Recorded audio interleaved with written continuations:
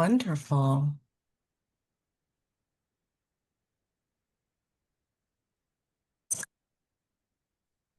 Okay, well, I really think we should go ahead and get going. We have a lot to share today. We have quite a few members of our admissions team and some fantastic current students who were gracious enough to be here today on a Monday. So Cam, could you go ahead and advance the slide and I'll go over the agenda? So today we're going to do a quick welcome. We're going to introduce ourselves. We're going to provide you with an overview of the Goldman School, and then we're going to break into some individual program overviews of our Master of Public Affairs, our Master of Development Practice program, our MPP program. We're going to share a little bit about some very wonderful student resources that you should definitely tap into if you're applying this cycle. And then we're going to have a Q&A featuring the admissions team and also our wonderful current students. So please save your questions until the end because we may actually, answer your question in the process of the presentation. We also ask that you stay muted while we are presenting, and this session is going to be recorded so that we can share it with the UC Graduate Division and they can distribute it to folks who want to watch this again or didn't have a chance to attend the presentation. So with that, I'm going to go ahead and pass it over to Annie Campbell Washington, who is going to get us started on the intros.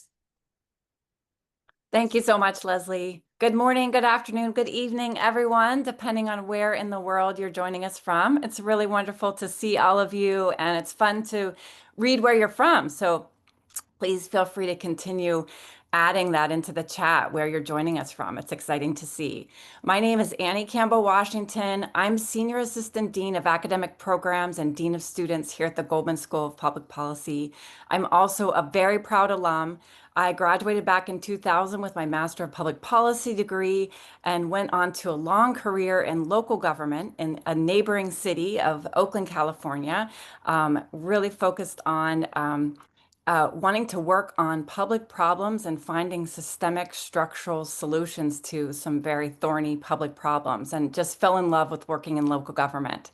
I came back to GSPP in 2017, and I'm just so honored to work with all of our students, faculty, and staff at the Goldman School of Public Policy. It's an incredibly special place, and we're excited to introduce ourselves and share more about what makes GSPP special. So with that, let me hand the mic over to Simone Bryce to introduce himself.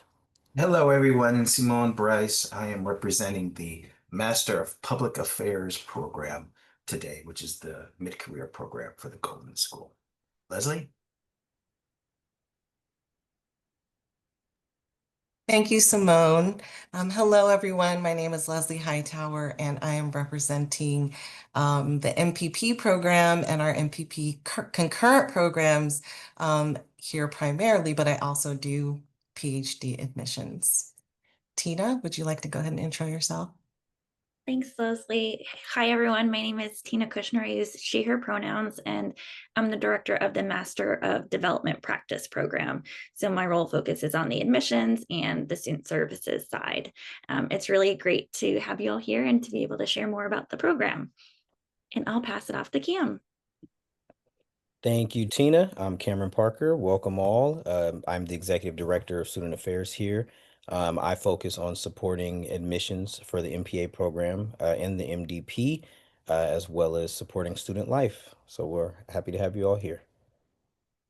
Thank you so much, Cam. We're all part of the Student and Career Services team here at the Goldman School, and one of the things that sets GSPP apart is that we are small enough to get to know each and every student, and we are very passionate about supporting our students at GSPP.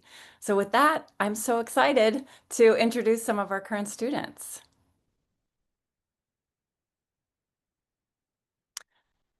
Thank you so much. So I'm first going to pass it off to Stephanie. And students, as you introduce yourselves, if you could talk a little bit about who you are, where you come from, the policy area that you're focusing on, what sets GSPP apart for you.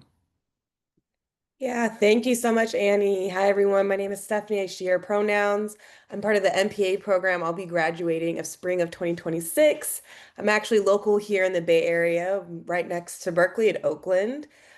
So for right now, I'm a K through 1 teacher, but I also have a lot of work in nonprofits and social services. So I've done a really lot of great work around our students and their families and the communities I come from. And I was looking at it more of a systemic level of how can I have my impact and my change that I've done in a grassroots organizing more of a large impact level. So I'm looking specifically right now between education, AI regulation, and tech within our classrooms and ensuring that they're more accessible to our students and the families and administrators within the school districts. I'll pass it off to Pamela. Thank you, Stephanie. Hi, everyone. My name is Pamela Castel. I'm a second-year student in the Masters of Development Practice program. I'm from Mexico City, and my main areas of interest are climate change, nature-based solutions, and mitigation strategies for vulnerable communities. And I'll pass it up to Ruth. Thank you, Pamela. Hi, everyone. I'm Ruth Rodriguez. I'm a second-year Master of Public Policy student here at the Goldman School. I'm originally from Los Angeles.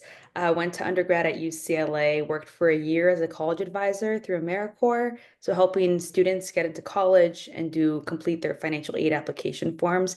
And I'm here at Goldman. My main fields of interest are immigration and education. Really, the reason I came to Goldman was to gain defensive knowledge when it comes to quantitative methods, understanding statistical significance, data science. I think we need more people in the field who look and think like me. And so this is just a very powerful panel to be a part of. So I'm so excited to have you all here. Thank you so much, Ruth and Pamela and Stephanie, for being here with us today. Huge gratitude to all of you. I know how busy it is, and we appreciate you being here with us. And they'll be staying on for the entire hour. So if you have questions for current students, they'll be able to answer those for you. So moving on to some more information about the Goldman School, the GSPP was founded in 1969 as one of the very first public policy schools in the nation. We're consistently ranked as one of the top public policy analysis programs nationally, also ranking very high in social policy, health policy, as well as we now have new initiatives focused on democracy policy, tech policy, environmental and climate policy. One of the benefits to being a student at the Goldman School is that you get to take elective courses not only at GSPP, but in other schools across UC Berkeley. UC Berkeley is renowned for top programs in almost every area, and our students really benefit from the opportunity to take electives at the Haas Business School, for example, the Information School, the School of Law, the School of Public Health, School of Education. So that's a huge benefit to being a student at GSPP. Our faculty as well are renowned here in this country as well as other countries.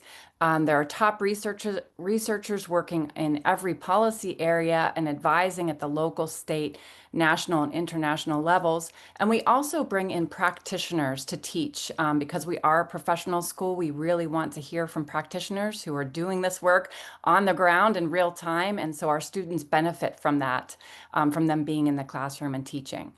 We're preparing our students for a very diverse set of careers. So our students are coming to us from the nonprofit sector, from the private sector, as well as the public sector, and then going off into careers in all those sectors as well. So sometimes students use these degrees as a way to pivot, perhaps from the public sector to the private sector or vice versa. They also may want to use the degree to get a promotion and or upskill and get some new skills for the careers that they're seeking. And throughout their time here as students and also beyond as alums, our students and career services staff are here to support them. So we're here to support students through their academics, advising on classes and faculty, on degree requirements, as well as advising in career and making sure that our students are getting connected to alums right away, and also receiving resources and networking opportunities to get to where they want to go in their career. Thank you, Cam. And then finally, I wanted to touch on who makes up the GSPP community. So in addition to the one-year Master of Public Affairs degree program, which is our mid-career program for professionals, those students are coming to us with 7 to 10 years of work experience on average. This year, the cohort is around 77 students. We also have a 2-year full-time Master of Public Policy degree. That's for full-time students with a summer internship in between the 2 years. We have a 2-year full-time Master of Development Practice program that also has a summer internship in between the 2 years. We have a small and acclaimed PhD program. At any one time, we have about 12 to 15 students enrolled in our PhD program.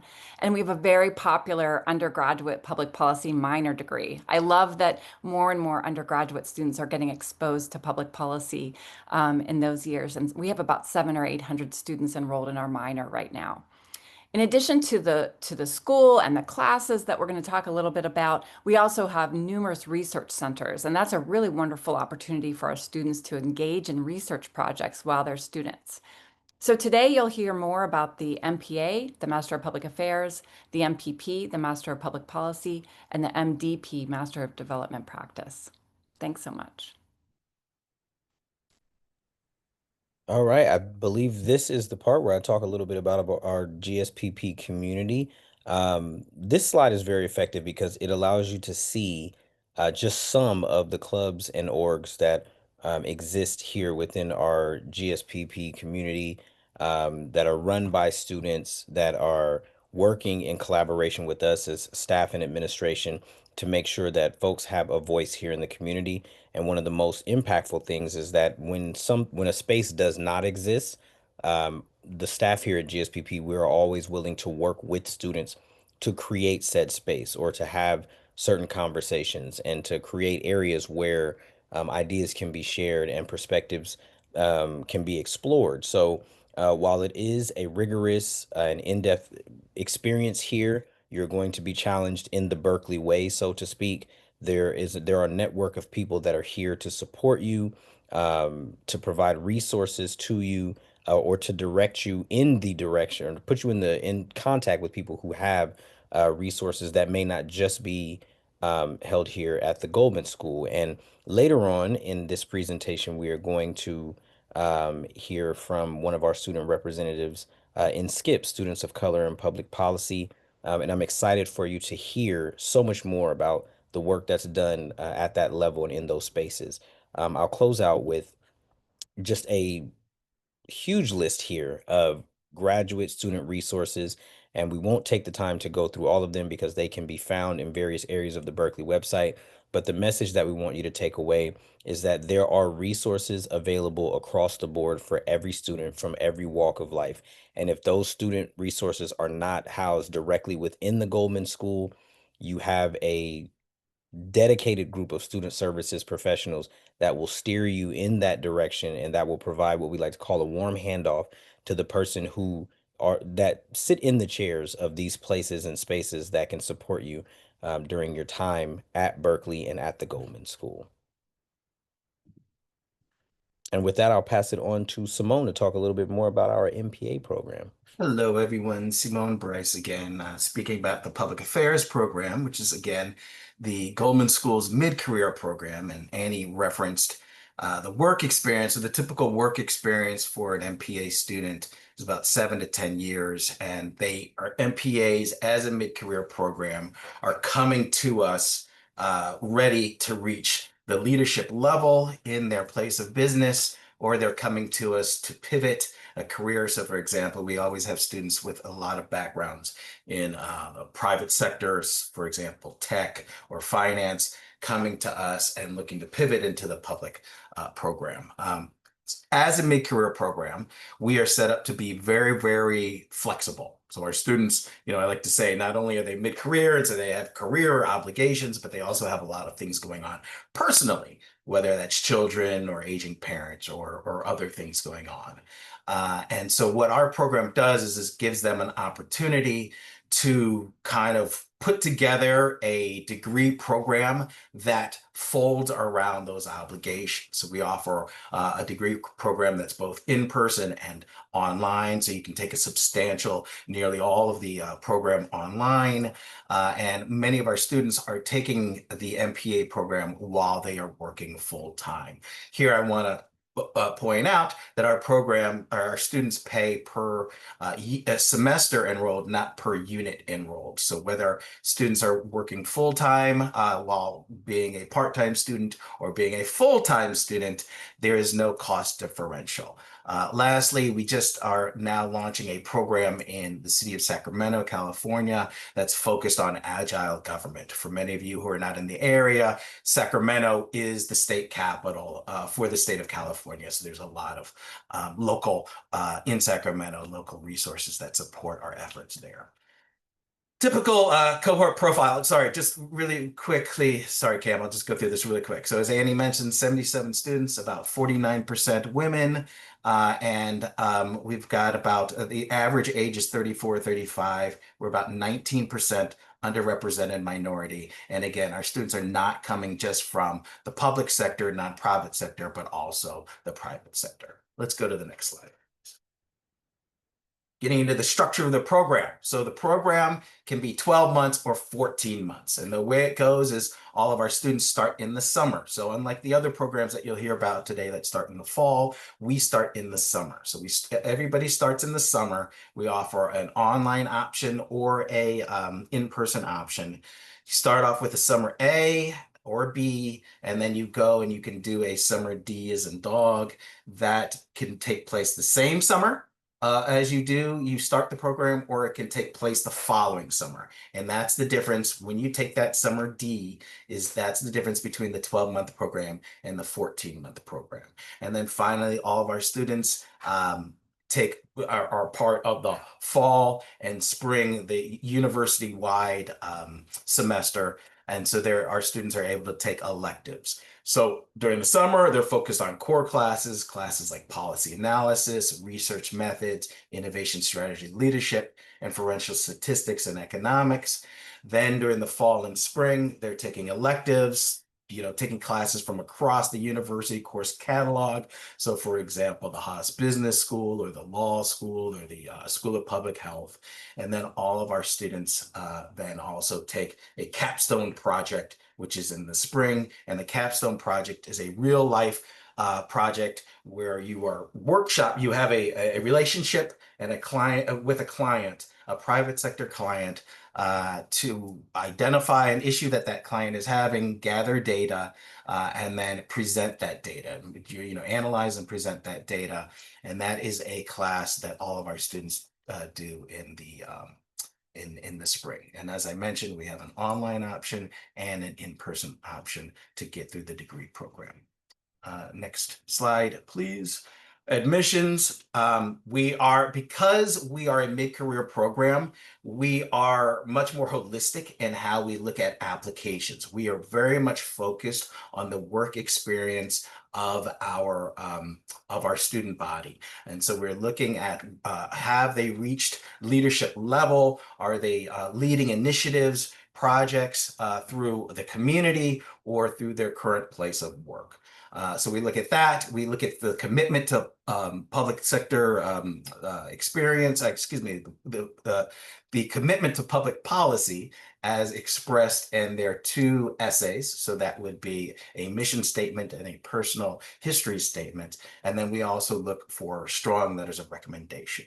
We have an elongated application process, unlike the other programs here. We have our first deadline is in December 1, and we encourage everyone to apply by that deadline, because don't forget, we start in the summer. So we start in May or in June. And so when you apply by December 1, you get to know your your application status by mid-January, and then you can start that movement, whether it's moving to the country, getting your student visa, talking to your employer, and you can be in a position to start the program come May or June. We do also have an application deadline in February 1, and then we go into enrolling admissions through April 1. There is no admissions advantage regardless of the application deadline that you use to apply. It's just we look at applications in tranches. But again, the earlier you know that you're in, the better situated you are to be able to join us in the summer. And with that, I believe that's it for my slides. Thank you, Simone. And hi, everyone. Again, I'm really excited to be able to share more about our Master of Development Practice program. Our MDP program is a 2-year full-time and in-person Master of Development Practice degree.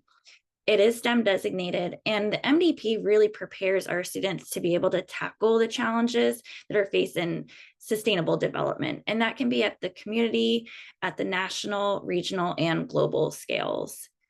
To give you a sense of the current MDP cohorts, I've shared some stats here about the students that are a part of our program. Many of these are averages, and I also shared some ranges. So if you find yourself either above or below these numbers, please keep in mind that it is okay. As someone mentioned, we also take a holistic admissions review approach, and we really value our diverse cohorts and just the experiences that our students and everyone brings into the classroom.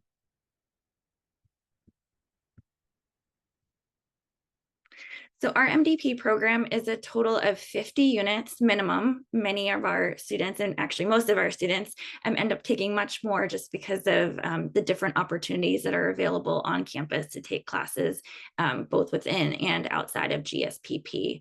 And this includes 11 core classes along with the capstone project. The first year of the program is really designed to give students a foundation of development, and students will complete classes in economics, in decision-making, in leadership and management, and much more. Then in the second year of the program, our students will complete any of the remaining core coursework and requirements, but then they'll also have the ability to take additional electives of interest. And again, those electives can be classes that are offered from across campus. So as Annie and Simone mentioned, the Haas School of Business, the School of Information, Law, Public Health, and just so much more. And with the MDP, the interdisciplinary nature of the program is just such a great benefit to our students because they can really tailor the program to focus on the areas that they're passionate about.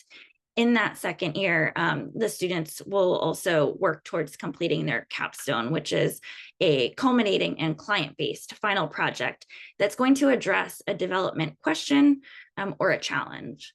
And so if we take a closer look at the course sequencing each semester, students will take foundational coursework in development practice, in sustainable resource development, quantitative methods, policy analysis, and either a core elective or an elective in their first semester of the MDP program.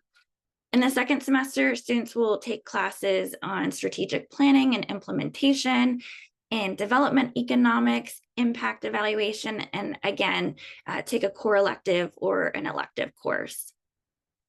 Over the summer, in between the first and the second year of the program, our students will complete a required summer internship. And that internship needs to be at least 400 hours or the equivalent of a 10-week full-time internship experience.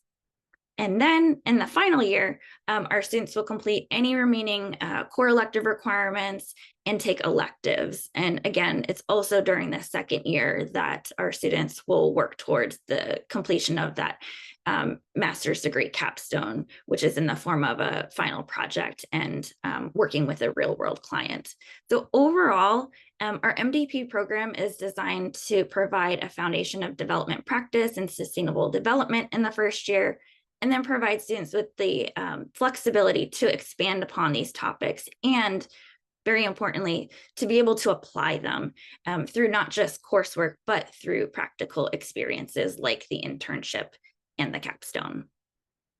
And with that, I will pass it over to Leslie. Thank you so much, Tina.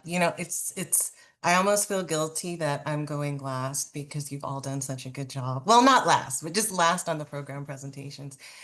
Because you've all done such a great job of giving everyone a flavor of GSPP and what we offer, our mission, our commitment to public policy, and what have you. So with that, I'm going to go ahead and give you some details about the MPP program.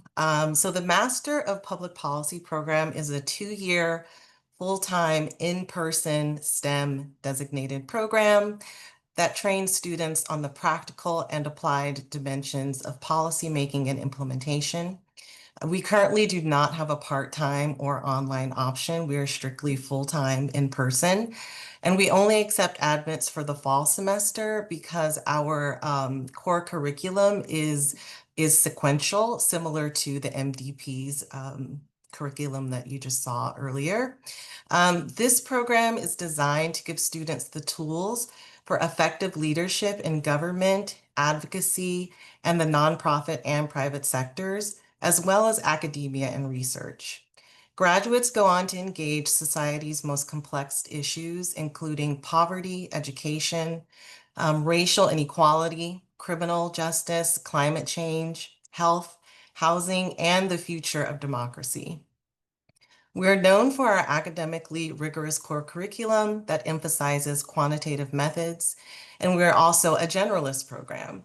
Although concentrations are not required, some students focus their electives in a particular policy area to create their own by taking courses at GSPP or other graduate departments on campus in the second year. So you can very much see this multidisciplinary thread that we have throughout the curriculum for all 3 of our master's programs. One unique thing about the MPP is that some students opt to apply for MPP concurrent degrees in either public health, social welfare, law, engineering, or the energy and resources group. The MPP program also requires substantial field work in addition to our academic rigor. We believe that field work is an extremely valuable way for students to apply their learning in the service of real life clients. And there are actually 3 mandatory practical projects embedded in our curriculum, which I will touch on shortly, because we want you to be building your resume alongside getting your expertise through the coursework of our curriculum and through your elective classes. So just taking a look at our stats here. So just to give you an idea of what our current MPP cohort looks like, I've shared the stats from this year's incoming class. And each year we welcome a cohort of about 80 to 90 MPP students, which is pretty small for a lot of MPP programs that we would consider to be our competitors. These numbers fluctuate a bit from year to year, depending on who decides to enroll. But 2 of the most consistent statistics, I would say, are years of work experience and average age. Most MPP students have about 3 to 4 years of full-time experience before entering the program. As Tina mentioned with her statistics as well, these are averages. So that means some people have a little bit less and some people have more, but it is good to see, some full-time work experience, on your application before starting the program, to give you that professional experience to be able to maximize the program. But overall, GSPP prioritizes fostering a very strong sense of community and belonging. So whether it be in class discussions or tackling problem sets and study groups, our students really quickly bond with their cohort and build strong personal relationships that last for years. And these stats are available on our website if you'd like to review them further. Next slide, please, Cam. So here is a simplified version of the MPP curriculum, which takes a minimum of 55 units to complete.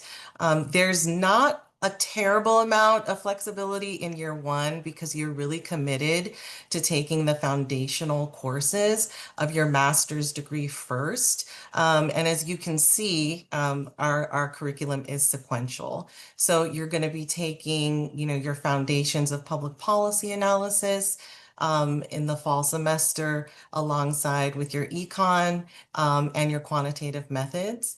And then students have the option of taking a GSPP core politics course that's either internationally or domestically focused, or other core GSPP electives such as public management and policy implementation, law and public policy, or race in public policy.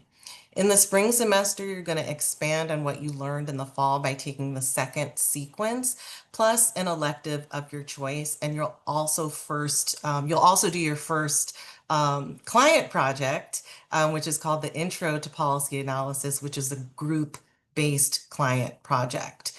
And after that, everyone does their full-time summer internship. We want you to get that work experience to back up the skills that you learned. Internships are typically 10 weeks, and you will work very closely with the career services team to ensure that you have, a top internship of your choice to keep you busy over the summer.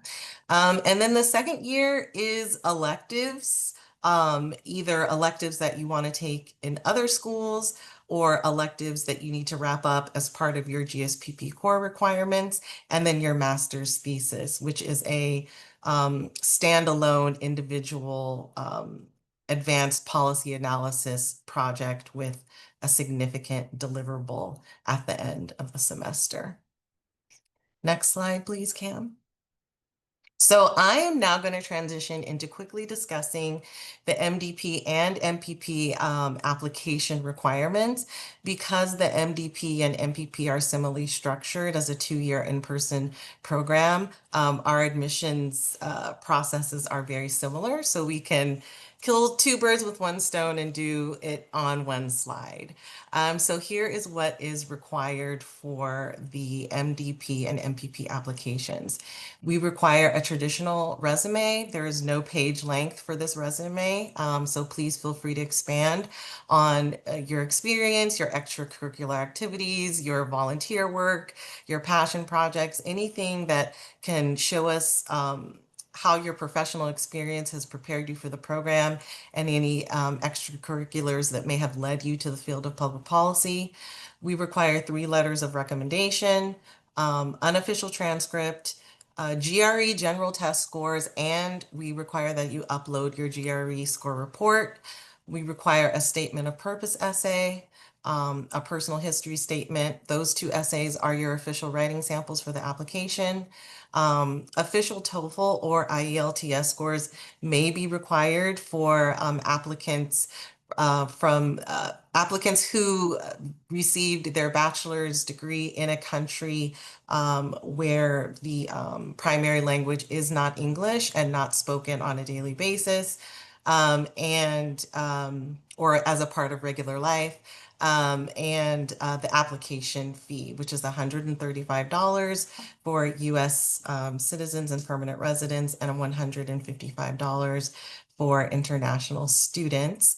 And we do have a fee waiver process. I believe Simone put that information in the chat, so please review it at your leisure to see if you're eligible for a fee waiver. And I'm going to go ahead and turn it over to Tina to discuss some important deadlines and reminders. Thank you, Leslie. So in addition to the requirements that Leslie just outlined, we also want to make sure that we highlight some really important points and reminders about the deadline as well. So first, the MPP and MDP application deadline is December 1st. Please be sure to mark this calendar or this date and time on your calendars. The MDP and MPP do not have rolling admissions, and we don't accept late applications. The application portal will stop accepting applications and submissions after that 8:59 Pacific time. So please make sure to have everything submitted before that date and time. The decision notifications will be shared by email. MDPs will be shared by late February, and MPPs will be shared by mid-March. Please be sure to review our MPP and MDP application checklist on our website. Everything is important, and we are looking at every component. Please just make sure to include everything that is on that checklist, and that everything has been included in what you submit. Also, all test scores must be submitted electronically from the testing center to UC Berkeley. And test scores are due by December 1st. So this includes the GRE, TOEFL, IELTS scores. Please have those in by December 1st. We do have a 1-week grace period for late scores, but all official scores must be received in the application portal by December 8th. If scores are received after that grace period, we cannot guarantee that they're going to be considered by the admissions committees. And while the portal, the application portal stops accepting applications on December 1st, you are able to log back in to check the status of your materials. So for instance, you can check the status of your letters of recommendation. You can check the status of the scores and whether or not the university has received them. So you can go back in to monitor those. And then finally, please visit our Connect with Admission pages for information about upcoming info sessions and events. We have information about office hour appointments and links so that you can schedule those with us, as well as drop-in application assistance, along with skip peer advising and our LAPG chat. So there's a lot of really helpful information and resources available to you. And then speaking of skip, I'm so happy and excited that Ruth, who helps lead skip peer advising, is here to share more about the skip peer advising program and the amazing work that they do, just sharing the many ways that they support prospective applicants during the admissions process. So thank you, Ruth. I'll pass it over to you. Of course. Thank you, Tina. Hi, everyone. Again, I'm Ruth Rodriguez. I'm a class representative for the second year MPP program, but I'm also an administrator and financial lead with the Students of Color in Public Policy group, which Stephanie's also a part of. I'm going to go ahead and in the chat drop information about who we are, what we represent. We're really big on just inclusion, obviously, and making sure that our students of color at the Goldman School feel supported. And this has to do with prospective students as well. And so we want to make sure that you all have feedback from us and can communicate and can gain a sort of mentor through this grueling process that is applying for graduate school. And so we kind of want to help you through that. So we're going to have GSPP students serve as peer advisors to guide you through your application, specifically your statement of purpose. That's what we'll be looking at. We're going to give advice on the application process, answer general questions about GSPP. We provide our services to all students, regardless of background, but it's highly encouraged for individuals who are from underrepresented backgrounds to reach out just to get more support. So I went ahead and also dropped, what is the submission process like? If you go ahead and click on that survey link, you'll be able to fill out the survey to let us know your background, who you are. And then separately, we ask you to email us your statement of purpose. That can be, I would say, through Google Docs, so we can add comments. And if you're not able to do that, you could do a Microsoft Word, where we can do comments as well. Once you complete the survey, again, please make sure to email us your statement of purpose to this email.